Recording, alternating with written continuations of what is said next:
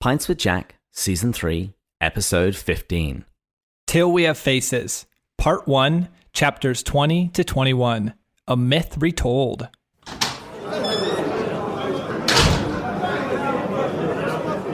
Good morning and welcome to Pints with Jack, a podcast where two enthusiastic C.S. Lewis amateurs get together, share a beverage, and discuss a work of C.S. Lewis. This season, we're reading Till We Have Faces. My name is David, and I'm joined by Matt, did he look up the Greek names, Bush. I was wondering every single time. There were so many letters there. I was trying to create something and don't hate, and that's where I started with, and then I got nothing after that. Listeners don't realize when on our notes, it just says DHLUTGN. So I was trying to fill in the gap. It's just a prompt to remind me of the name, but also done in such a way that Matt doesn't work out what it is. Yeah, every time. And to answer that question, no, he did not. I think I'm 1 out of every 6 maybe I do, just to keep you on your toes. I think you're losing your potential to be called the brain of this season. Oh, I'm not the brain of this season. At best, I've just come close to being on the level of the brain. Okay. Well, what are you drinking? Drinking a honey chai turmeric tea, and it's absolutely delicious. Okay. Well, I'm finishing off the Screwball. As you remember, I had that a couple of weeks ago. That was the peanut butter-based whiskey. I actually shared it with Marie last night, and she rather liked it. Wow. You know what? I don't think that says good things about Marie. It says wonderful things about Marie because it means we're in sync. It says you can buy bad scotch and dish it off to her, and then you can enjoy the good stuff. No, that girl has expensive tastes. She likes all of the stuff I do. Oh, that's great. Well, that's a keeper then. And what's the quote of the week? I have 2, and I didn't select between the 2 because they both have a lot of wisdom in them. So the first one I loved because this reminds a lot of C.S. Lewis, and I thought his teaching on theosis, actually, and playing it out in here, whether he meant that or not, that's the connection I got. But it's when Orual is talking to, or the queen in this case, is talking to that priest who's telling the story of Istra, which is Orual's sister, and them. And the priest says, "For you must know that, like many other gods, she began by being immortal." Being a mortal, by the way. And it just made me think of Lewis so much that we go from the natural life, this mortal life, to this divine life, immortal. And I don't know if Lewis meant that, but because that's one of the most profound things Lewis has taught me, the Son of God became man to enable men to become sons of God, I wanted to put that in there. But for this more chapter-specific one, I liked the queen has essentially built up this entire false self that she's done to protect, or honestly to harbor away the Orual of her life. And she acknowledges as all the distractions are going away and she's going into her room, she says this: "It was so with me almost every evening of my life. One little stairway led me from feast or council, all the bustle and skill and glory of queenship, to my own chamber to be alone with myself. That is, with a nothingness." I think there's a lot of profoundness in that, with a nothingness. If you build this false self up and you hide your true self, all you're going to end up being is you're going to go home and realize when you're alone with yourself, there's nothing, at least nothing of substance. And, I love that. That's it. Well, on that very depressing note, cheers. Cheers. Well, now I got to pick that up. The whole moral of that is find your true self and you won't have nothingness. There is hope to that. You see, you could have put those quotations around the other way, and then you've ended on an upbeat. That would have been a great idea. So I would like to personally apologize to all of the listeners who have just been bummed out by Matt. I'll do what I can to pick you up over the next 45 minutes. This is why, David, you are here. Yeah, it's true. So what have you been up to this week? This week? Well, we had a pretty fun weekend. We're recording this, it's the beginning of the week, but we were both on the Quizzical Papist podcast, which was a blast. It was a lot of fun. And so, first of all, just a shout out to you guys, go check out that podcast. I had no idea what to expect, and full disclosure, Grace and Liz are going to absolutely hate me since they listen to this podcast. I didn't actually listen to any episodes in preparation. And partly once I thought about it, and then I said, I'm going in blind. This is going to be even better. But then I was really nervous because I realized there's going to be trivia. And I'm thinking to myself, Matt knows nothing of trivia. Grace, Father Brad, see what I have to work with here?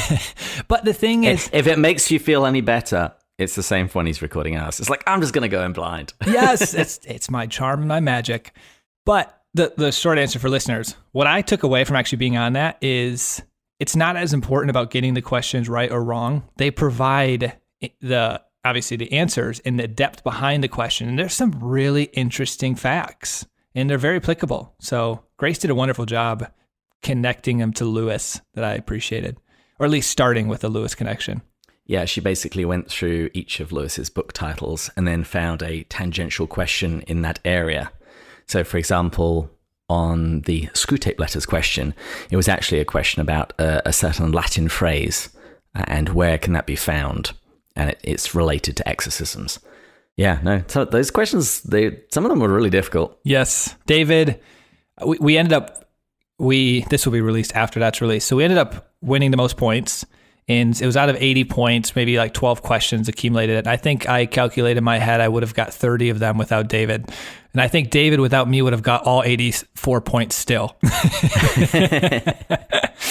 I did particularly like the one question where it was referring to the religious order that a particular church dignitary belonged to, and Matt had met him just a couple of weeks ago. So in the chat, I asked him, was he wearing his habit? What color was it? And then he listed off about 5 or 7 colors. And it's like, okay, so that's not going to be any use. I thought to myself, well, they're dark colors. That might help.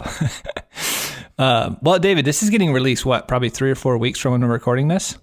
Yeah, their episode will no doubt have come out before, but what I'll do is I'll sneak in a bonus episode into our feed where you can get to hear a little bit of it, and it'll give you a good prompt, if you haven't already, to go and subscribe to The Quizzical Papist, which we probably should have said is basically a Catholic pub quiz. Yes. So let's get on and do chapter 20.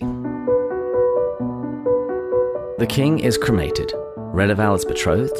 Legends of the queen's greatness spread. Meanwhile, she repeatedly moves her sleeping quarters in an attempt to escape the sound of the well, which reminds her of Psyche's weeping. She attempts to track down her lost sister, but without success. Batter is executed, many slaves are freed, the silver mines are improved, bringing prosperity. A library is founded, the legal code renewed, and the Shenet is engineered for trade. The queen gets to know, and is underwhelmed by, Bardia's wife, Ansit. The queen contemplates how much more she gets to share with Bardia. Arnhem renovates the temple and installs a beautiful statue of Ungit, Aphrodite.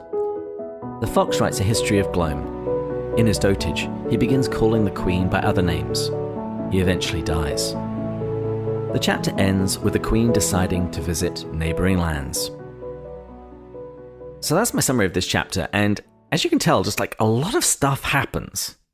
Yeah, I was thinking about this in preparation. We're going to have to make sure we go through them quickly to be able to fit this into one episode, because this we probably want to protect a little bit of time to discuss. This is the summation of all of part 1, so there's some good commentary we can do at the end of this chapter, or this 2 chapters. Oh, well, in that case, let's get going. So we're told at the beginning of the chapter that the king is now being cremated. They marry off Redeval very quickly, and pretty much everybody leaves the palace, and it's nice and quiet when they've all gone. And the queen then says that she's going to recount much of what has happened, and I think most people estimate this is probably about 40 years worth of material.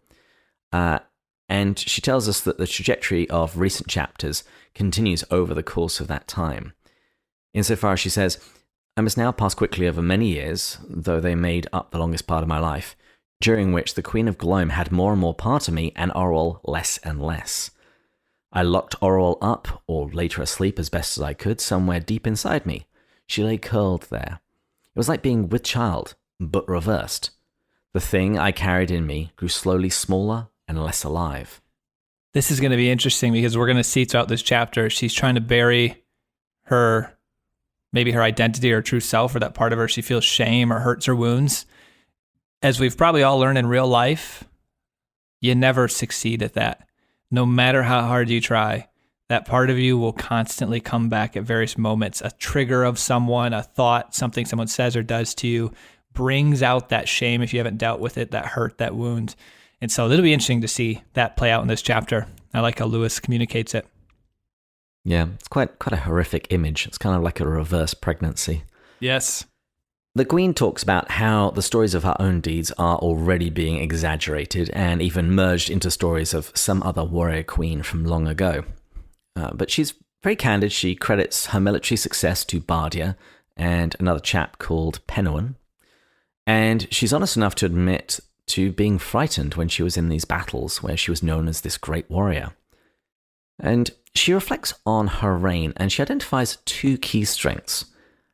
The first is the combination of counselors that she has, Bardia and the Fox, who seem to be a really great dyad, a really great combination, with each covering the deficiencies of the other, and because they both love her, neither are self-serving. And what was kind of funny, she says she even comes to realize that the jabs that they would take at one another, it was more of a game than anything else. And honestly, anyone that's hung around guys should really know this. This is how men are, particularly with each other. We mock because we love. That's exactly what. So I have a very close relationship with my grandfather, and when he had a stroke, I actually went back home and helped him through that. And so we were in Chicago, and he would always call me, I don't know if we have kids listening to this, smart donkey, and a bunch of other expressions of similar nature. And little poop head, I guess, if you want to call it that, if that as well, just in case any children. We have had listeners email us saying they listen to it with their children. And the people at first were like a little taken aback, not realizing that was like our love language. Seriously. Abusive language. I love him. One other thing that she comments in that section is she says that neither of them thought of her as a woman, and that led them to being at great ease with her. I'm still not quite sure what to make of this, but there's definitely this theme throughout about the defeminization of Orual, of her killing that part of her and taking on masculine traits. The second thing that she credits much of her success to is her veil. And she says that when she started wearing the veil all of the time, people then started paying attention to her voice. Once again, they actually compare it to a man's voice in some way. But she says that they also began to discover all manner of beauties, the voice of a spirit, a siren, or Orpheus. So Matt, what's a siren? Who is Orpheus? Yep, this is one of the 5-6. Okay, you find sirens in Greek and Roman mythology, particularly in the Odyssey. Oh, is that the one where they're going by the ship? They're on a ship and the sirens are calling them, and they're basically luring the sailors to their death, which is actually, you might describe somebody as having a siren voice, but the sirens were baddies. They ultimately ended up killing those who came near them, which, given Orual's journey, is not particularly great. I knew that one. Not this next one, though. And Orpheus was a legendary musician. He was also a poet, and he's also sort of a prophet in Greek mythology. So people would start to notice her voice more. And she says that over time, people ended up rejecting the idea that her veil just hid an ugly face. Some people, she points out the women thought that she had a hideous face of an animal. Some thought that she had no face at all, which I think is significant. Do we have faces? All that stuff. And she says that the men often thought that she had the face of a true beauty, like Psyche. And she was veiled because either she would drive men crazy or she would bring Ungit's wrath upon Glome because of her great beauty. I think it definitely tells you something of how the Queen regards the sexes, that women are essentially jealous and the men are essentially lecherous. In what traits they like as well, because they're all they can judge her based on is her wisdom, her ability to lead, her strength, her counsel, her abilities, talents, and because of that, they tend to find her beautiful. And she says that the final thing that the veil did is it gave her a real advantage in negotiations. She said, the upshot of all this nonsense was that I became something very mysterious and awful. I have seen ambassadors who were brave men in battle turned white like scared children in my pillar room when I turned and looked at them, and they couldn't see whether I was looking or not. and was silent. I have made the most seasoned liars turn red and blurt out the truth with the same weapon. So there's something about when she hides her face, it reveals the hearts of men. I didn't actually think of that statement. Again, I'm not 100% sure what I want to conclude from that, but I think it's significant. Yeah, you're making me think right now, and I wish something came to me more quickly. That men, when they're in a state of fear, it's almost as if, like, let's think about the true self, false self. Remember what I said earlier of there's moments in life where our true self that we've, out of shame or those hurts, those wounds that we've pushed down and things call them up. It's almost like this interaction with her. Someone who has such a strong false self, honestly, a stronger one than yourself, brings out your fears. I don't know where I'm going with that. There might be something there. One thought I do have is that perhaps this could be some reason why the gods veil themselves to help reveal our true selves to ourselves. That if we saw their face, that might not happen. I'm not sure. It's a good thought. I like it. Anyway, in an earlier chapter, Orual told us that she mistook the sound of the chains of the well for Psyche's crying.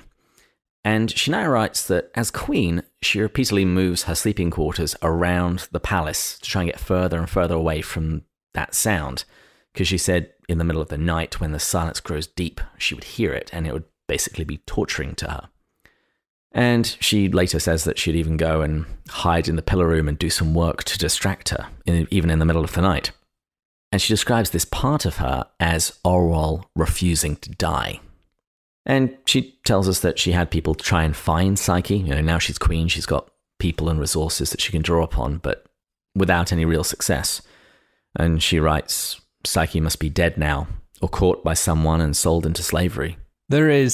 I just wanted to pause here for a moment because there's a lot of wisdom in this section on its own. It goes back to what I said earlier. We all put on these false selves, these walls to win the love of the world, to mask our shame and our hurts. And she does this. And that self of you that you're trying to bury, if people listen to my talk, which I have edited, I need to send to you now from Notre Dame, I talk about my false self, this little Maddie Bush from high school, and I'd shove it way down with my accomplishments and with success, but you never can really get rid of it. You have to actually live into it. And now I'm starting to see that in Jean Valjean, actually, in Les Mis, and I'm not going to go on a tangent there, but for people who've read Les Mis or seen that, I mean, his old self comes back to haunt him at various points after his redemption, and I'm only 1/6 of the way in, so I don't know what else happens in it.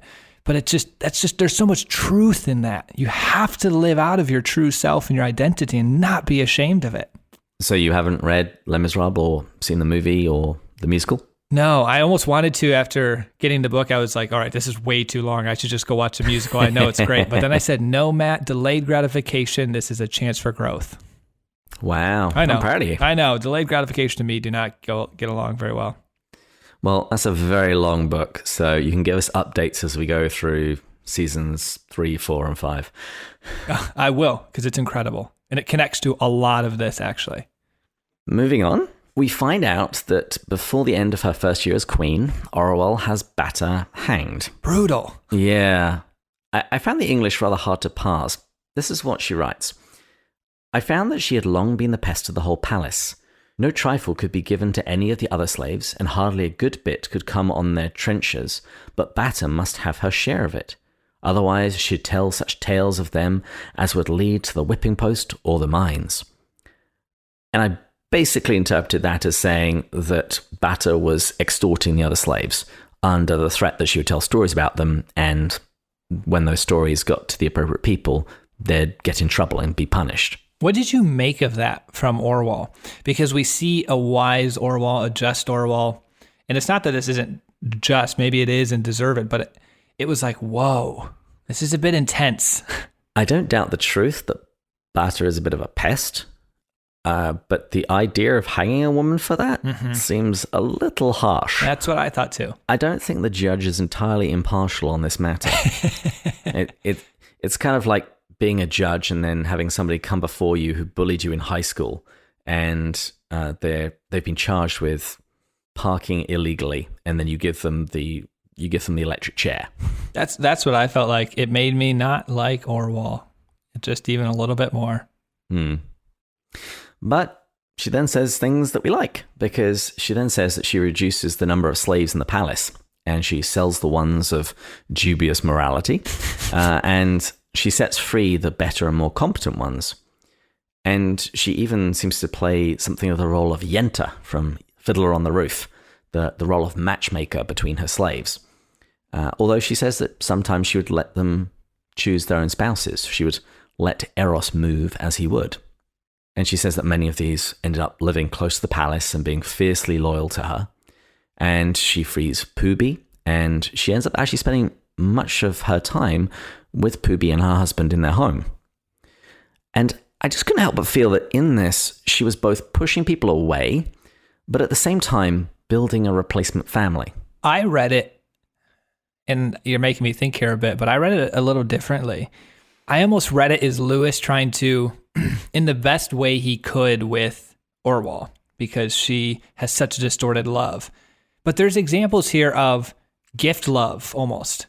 Like if you free them, now I know it's not selfless. I mean, some of this is probably selfish motivated, but notice that she found her happiest moments when she actually freed someone. So Pubi, rather than like the fox, she freed, but she like couldn't let go of the fox and wanted to hold him tight, hold him close. Pubi, it sounds like, just really let Pubi go. And you know what? The happiest moments, because she probably experienced for the first time that Pubi truly loved her. Pubi didn't need her anymore, and Pubi could have just left. But at least I get that sense Pubi could have left, and yet she felt her happiest moments. I like that. Although I'm also a little suspicious, was Orual still engineering this in such a way that they get the freedom, but not really? That is a fair suspicion. It's not misplaced. No. But she then goes and does another good thing. She says that she completely overhauls the management of the mines and uses them to generate profit rather than simply being a means of punishment and effective execution. She tells us that she treats the slaves better and offers them the ability to regain their freedom. And this change in strategy results in much wealth coming to Gloam. It was so wise what she did. I was impressed with that. It was. I was very impressed with that. Human incentives, they are a strong driver in the world. Just to be clear, Matt and I do not endorse slavery in mines, though. Yes, I felt like that needed to be said. The Queen then tells us a little bit more about the fox. She gives him much nicer apartments. They're actually on the same side of the palace as the squeaky well. And she gives him some land so that he can have some form of independent wealth. So that he isn't dependent upon her. And if we go with your earlier theory, this is a really good thing. This is her giving him some liberty after she effectively begged him to stay. Maybe she's growing. Maybe, you know what? I've read this book and I don't know if this is a correct statement or not, but maybe this is subtle examples of growth. I've been focusing as this whole last 10 chapters of just the massive buildup of the false self and death of the true self. But maybe there's something where she's peaked and now she's subtly going in the other direction. I don't know. I'm starting to be convinced. She also gives the fox money to start a library, which is slow going and expensive. He calls it an obel's worth for a talent. So an obel is about 1/6 of a drachma, and a talent is about 6,000 drachma. So he's basically saying, we're spending an awful lot of money and getting very little in return. Way to look that up. You're welcome. And in the end, they end up with about 18 books. There's an incomplete version of Homer's Iliad, which is a story of war and adventure. There's Andromeda by Euripides, and that's a romance. There's the Bacchae, also by Euripides, which is a tragedy. There's a book on animal husbandry, because she's a good state leader and she's wanting Gloam to flourish. There's also some works by Socrates, or if you've seen Bill and Ted's Most Excellent Adventure, it's correctly pronounced Socrates. No, I have not. Oh man, it's a great movie. You do need to watch that. I actually heard number 3 is coming out. They got Keanu Reeves back to do a third one. I love Keanu Reeves, so I will watch it now. Number 1 is great. Number 2 is a bit silly, but it's kind of entertaining. We will see about 3. I'm trying to keep my expectations really low. It's a good idea. And the remaining books, there was a poem in honor of Helen. And remember, Helen was this great beauty that resulted in the War of Troy, which, given Psyche's own beauty and the consequences of that, maybe there's a little bit of a hint to that. There's a book by Heraclitus. And lastly, she mentions the opening lines to a book, which is Aristotle's Metaphysics. And she tells us that not only does the fox read them, but also the new priest. And over time, the sons of nobles also continue to join them. So it's like a mini university. The learning in Gloam develops. No thoughts on that? Okay. I didn't have a lot to say on the books. I guess the thoughts could be they're all very rational and practical books. Really feed into... Yeah, but you've also got action and adventure and romance, stories of great beauty. Any about the gods, though? Oh, yeah. Yeah. You actually can't really have Greek literature that doesn't mention the gods somewhere. I mean, like the Ungit type sacrificial, not like the Greekland rational fox gods that he says are just mythology. Oh, yeah. The Iliad is littered with that stuff. Gotcha. Just struck me as these were all the rational, the fox type stuff.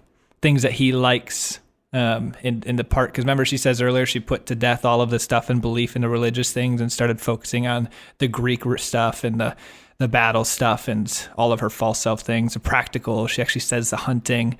So it's like these books list almost repeat everything she said she was focusing on a while ago. So I thought it was a little interesting. Next up, the Queen meets Bardia's wife. Her name is Ansit, and the Queen is not very impressed. She said, I had thought she would be of dazzling beauty, but the truth is she was very short, and now, having borne 8 children, very fat and unshapely. And the Queen comments that she, having remained a virgin, had kept her figure. She goes on and says that she even tried to be kind to Ansit, even loving. Those were her words. However, she doesn't really get anything from Ansit. She's very quiet. And the Queen tells us that she joyfully wondered whether Ansit is actually jealous of her, given that the Queen gets to be with Bardia throughout the day and share in battles and affairs of state. She writes, I have had so much more of him than she never dreamed of. She's his toy, his recreation, his leisure, his solace. I'm in his man's life. And she comments that in all of this, Bardia is just kind of oblivious. She says, it's strange to think how Bardia went to and fro daily between queen and wife, well assured that he did his duty by both, as he did, and without a thought, doubtless, of the pother he made between them. This is what it means to be a man.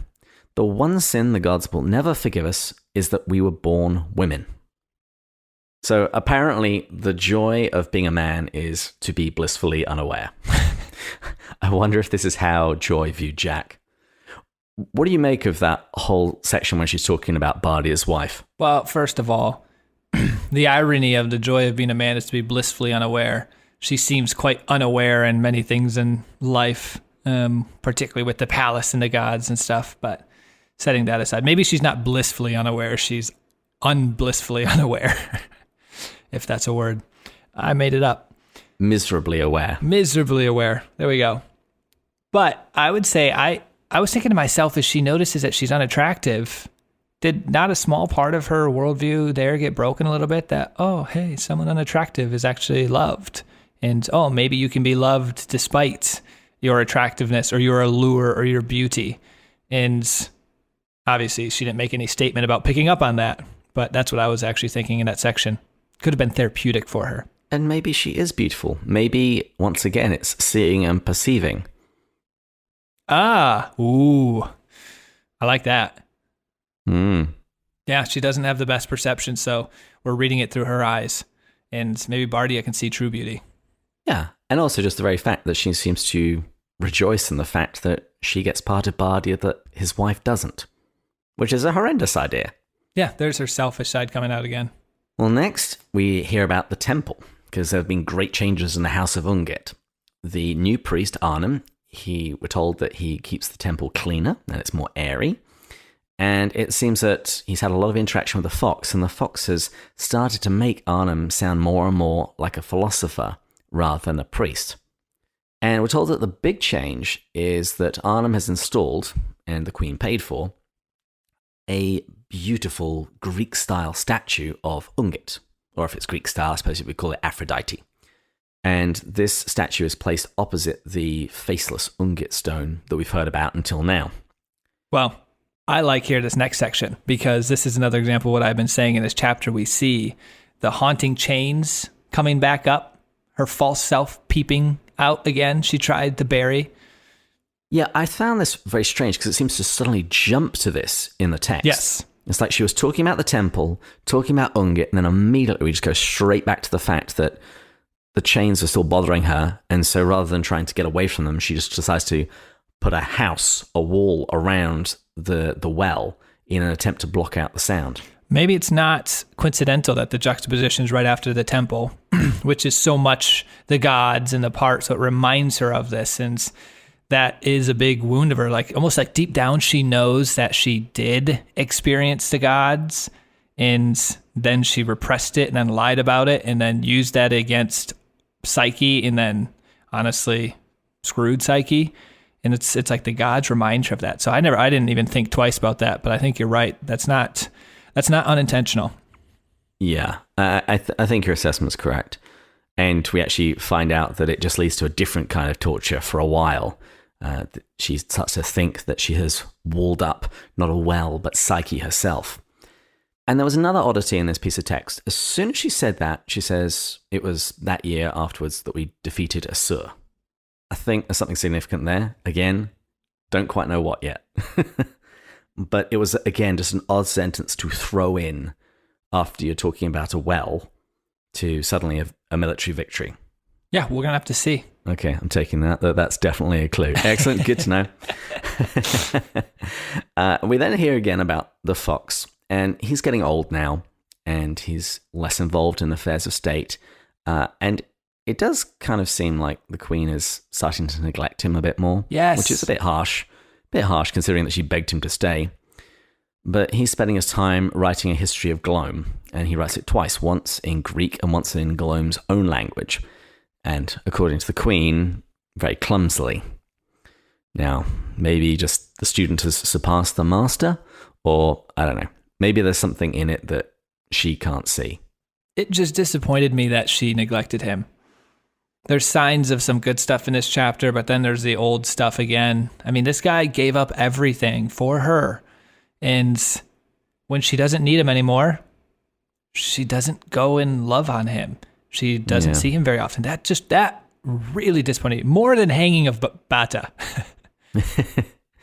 Yeah, and she does say that he's changed somewhat, more concerned with poetry and less with philosophy. Interesting. I would say probably beauty. I think he's leaning more on the imaginative rather than the rational side of himself, maybe. Get close to death and that happens. And she also says that he quite often mistakes the queen for Psyche.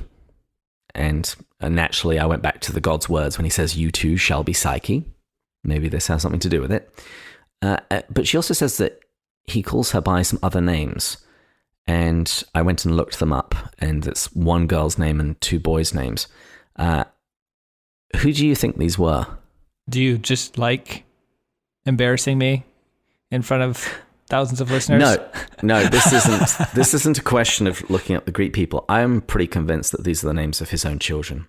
That in his old age, when he sees the queen, he thinks of his own children back somewhere in the Greeklands. Oh. Crethis, I think, is his daughter, and the other two, Charmides and Glaucon, are his sons.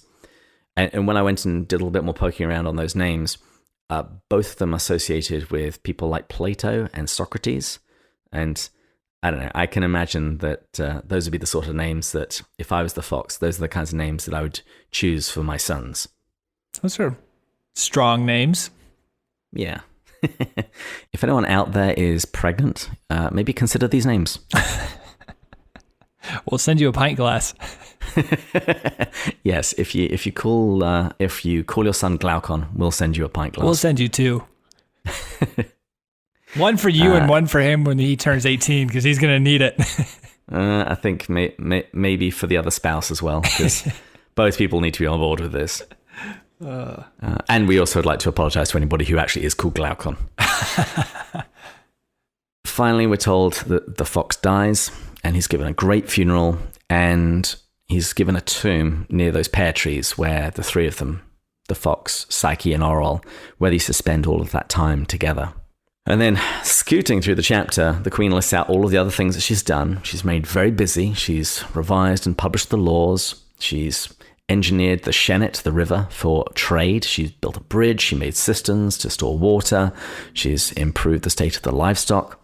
And just here, I wanted to encourage people to go and check out Brenton Dickinson's blog. It's A Pilgrim in Narnia.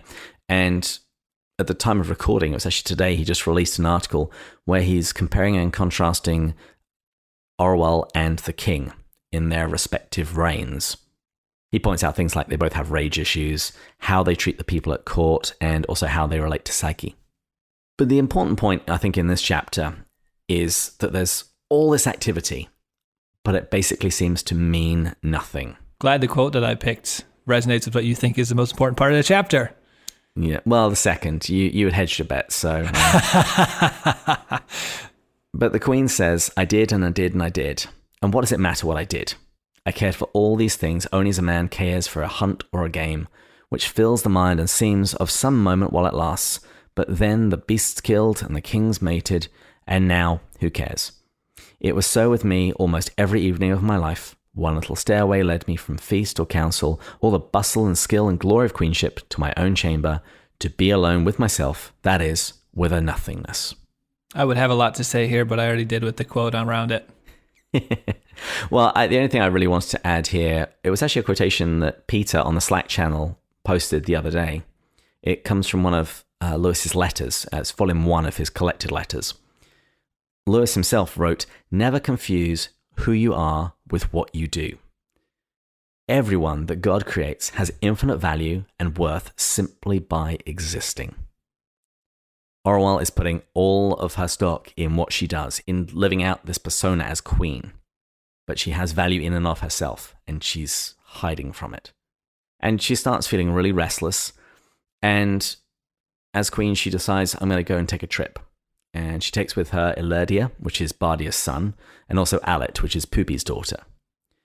And one thing I found very telling in this section when she's talking about the trip, she says that she can now do this because Glome basically runs itself, and she uses the language of child rearing. She's describing herself as the mother of Glome. And given what we've said before about Orual's motherhood of Psyche, I think it's really interesting that she is willing and able to let Glome function and get on with life without her. Getting closer to her true self. Yeah.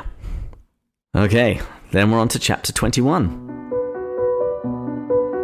In early autumn, the Queen visits her sister and Trunia in Fars. Their second son, Duran, is set to inherit the throne. The Queen says that she would like to love him, but has vowed to love no more. The Queen's retinue travel to Essur. In a forest, the Queen finds a tiny temple which contains a small statue of a woman wearing a black veil. The temple's priest tells her the story of their patroness, the new goddess, Istra. It soon becomes clear that this is the story of Psyche, but with some important differences. The priest says that Ungit has set Istra tasks to complete before Istra can be reunited with her husband, which is symbolized each spring and summer by the statue's veil being removed. Irate, the Queen storms out of the temple, determined to write a book recounting her own version of events. Yeah, we're about to get into a fun chapter here. It's quick to get to the main part, so like getting there is not going to take a lot. But then when you get there, I mean, I have a lot of good stuff here, and there's a lot that comes together right now, and even some of the major themes or issues come out in this chapter here. Because just for listeners, this is the last one of part 1. Mm-hmm.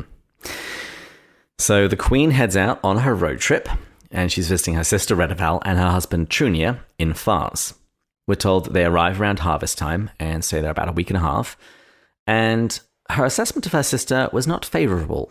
In the same way that she dissed Bardia's wife, this was her description of Retold. It depends on your perspective, though. She might describe it as favourable.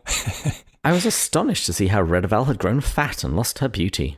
She talked, as of old, everlastingly, but all about her children, and asked after no one in Glome except Bata. So I have several points here. I wonder how that conversation went. It's like, oh, how's Bata? well, her neck is a little longer. Well, she hasn't said anything for ages. But one thing that I think is also worth pointing out, she says that Retold she always talked a lot, but now she talks about her children. Yes. And I would say that's a good thing. Parents should brag about their kids. It's kind of annoying at times, but parents think that their kids are the greatest. I got the sense that it was a good example of Retold, who was petty, gossipy, somewhat of a brat, cared just about getting married off, cared about looks, to, you know what, she doesn't really care about that anymore. She kind of let go of herself. But in the way that she found out what's truly important. She found out that loving her children is the most important thing in her life. And so I looked at it as really great development for Retold. But I was curious why she asked for Batav. And I don't think Lewis is trying to communicate something there. Is he trying to say that Retold was very much a part of the gossipy side of things, or what? Well, we know that they spent a lot of time together. Bata was probably the person that she spent most time with in Glome. So I think that's fair. I mean, if by this point the fox has died, she didn't seem to have that much to do with Bardia, the father's dead, who else is left? Yeah, fair point. Now, Orual says that Trunia, her husband, never listened to his wife. I'm not so sure about that. But she says that he and Orual, the queen, they had much to talk about. And this is very similar to what the queen said about Bardia's wife. The fact that she has much more in common with the man and has more of him than his wife. And this is where we find out that Daran, Trunia, and Retold's second son will ascend to the throne of Glome when the queen dies. And this is actually what we find out in the opening lines of chapter 1 of the book. And then the queen writes something quite chilling about her nephew and heir. This Daran was, for the son of so silly a mother, a right-minded boy. I could have loved him if I had let myself, and if Retold had been out of the way. But I would never give my heart again to any young creature. And I think it's really interesting that she says any young creature. And then we find out almost immediately afterwards that her retinue is made up almost entirely of young people. So is this a secret desire that she has, that she wants them around her, but she still wants to keep them at a distance? And naturally, her comment about deciding not to love anything young and wonderful ever again put me in mind of a line from the Four Loves that we've quoted a few times, and I think it's worth quoting in full here. This is in the Four Loves, where Lewis says, "There is no safe investment. To love at all is to be vulnerable. Love anything, and your heart will certainly be wrung and possibly broken." And then he goes on to offer a warning, and this is a warning that the Queen should have listened to. If you want to make sure of keeping your heart intact, you must give your heart to no one, not even to an animal. Wrap it carefully around with hobbies and little luxuries. Avoid all entanglements. Lock it up safe in the casket or coffin of your selfishness. But in that casket, safe, dark, motionless, airless, it will change. It will not be broken. It will become unbreakable, impenetrable, irredeemable. The alternative to tragedy, or at least to the risk of tragedy, is damnation. The only place outside of heaven where you can be perfectly safe from all the dangers and the perturbations of love is hell. Marie just put that in the Slack channel a few days ago, everyone. We get some good stuff going on in there, so this is just a shout out. So help us on Patreon at the second tier, and you can join this fun community that shares this stuff. And you can save us some work. We don't have to do quite so much research if everybody's giving us their answers already. It's exactly right. That's the whole goal of it. Outsource all of this. So after they spent some time with Retold and her family, they travel to Assur. And the Queen comments that her entourage, well, they were initially a little scared of her. They begin to feel at ease. And they leave Fars and they travel westwards to Assur and they spend a few nights there. And naturally, she doesn't think much of the king or his wife. And she intends to go home, but then they hear that there's a hot spring about 15 miles west. And she knows that Bardia's son would want to visit, so they go. And during the journey, the Queen makes a decision, which is quite amazing. She decides that when she returns to Glome, that she and Bardia, they're going to rest. They're going to rest and let younger heads be busy while we sit in the sun and talk of old battles. So I think it's good that she's willing to let go of the reins, but at the same time, she's going to release Bardia from his responsibilities, but only so that he can spend more time with her. She's always got another motive. It's great. Now, they see the spring, and the queen doesn't seem very impressed. You know who she reminds me of? Remember the hard-bitten ghost in The Great Divorce, where everything's rubbish? Yes. She's kind of channeling him at the moment. She just doesn't allow herself to feel joy anymore. She doesn't allow herself to experience wonders. That's what happens when you wall yourself up. You know what? The world just isn't that great anymore. She's walling herself up like she walled up the well. Anyway, after they've seen the spring, they go find a place to camp, and she wanders into the forest, and she hears the sound of a temple bell, and wanders off to go find it. And she then discovers this tiny little temple.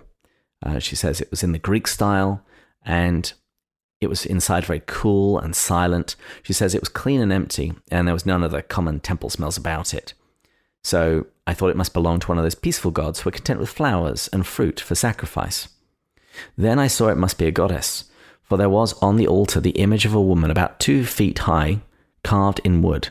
Not badly done, and all the fairer to my mind, because there was no painting or gilding, but only the natural pale colour of the wood. The thing that marred it was a band or scarf of some black stuff tied round the head of the image so as to hide its face, much like my own veil, but mine was white. I thought how much better all this was than the House of Ungit, and how unlike. No comments? All right, fine. I don't have a lot to say yet. Because we're pushing up on time, I'm like, I'm going to wait for the meat, which is now coming. Then the queen meets the priest. She describes him as an old man with quiet eyes, perhaps a little simple. And the priest tells her that the patroness of the temple is the goddess Istra. And I remember reading this to Marie, and there was a sharp intake of breath when that name was mentioned. And the priest says that she's a very young goddess. She's only just begun to be a goddess. And like many of the gods, she was once mortal. And for a bit of cash, the priest then starts telling the queen of the story of how this girl became a goddess. He begins, "Once upon a time, in a certain land, there lived a king and a queen who had 3 daughters, and the youngest was the most beautiful princess in the whole world." When I read that out, it was like, oh, this is starting to sound familiar. And he continues to tell the story, and we start seeing how this is basically the story of Orual and Psyche, but there are some important differences. Both of the sisters go up the mountain, and also both of them see the palace. And the queen wants to know how he knows this story, but all he says is, well, this is the sacred story. And she gets really angry when he starts telling the story wrong. And naturally, the queen wants to know how he knows this story, but all he can say is, well, this is the sacred story.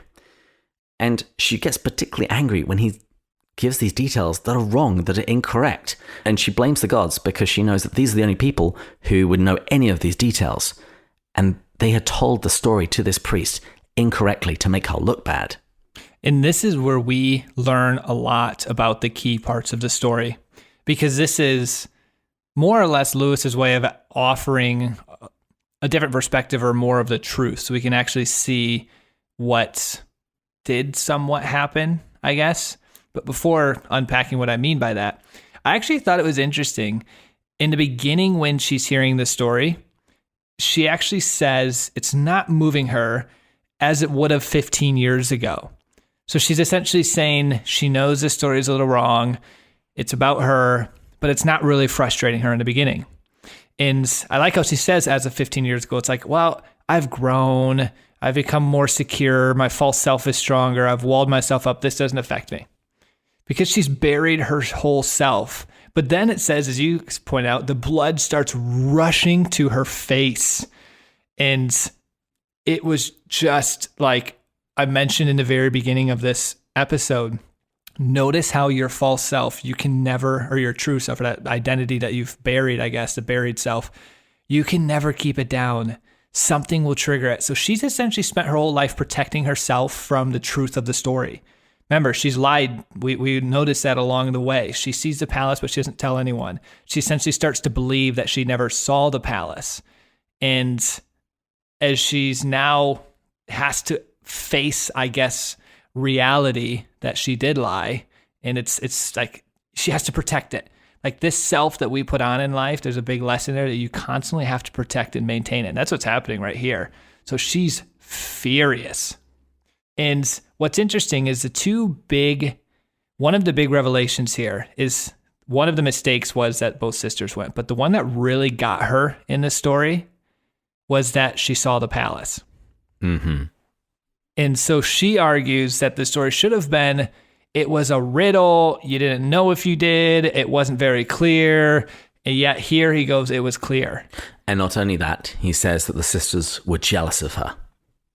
Yes, well, that's because before that, she counters and she goes, well, if she saw the palace, why would she have done what you say later she did, which is betray Psyche?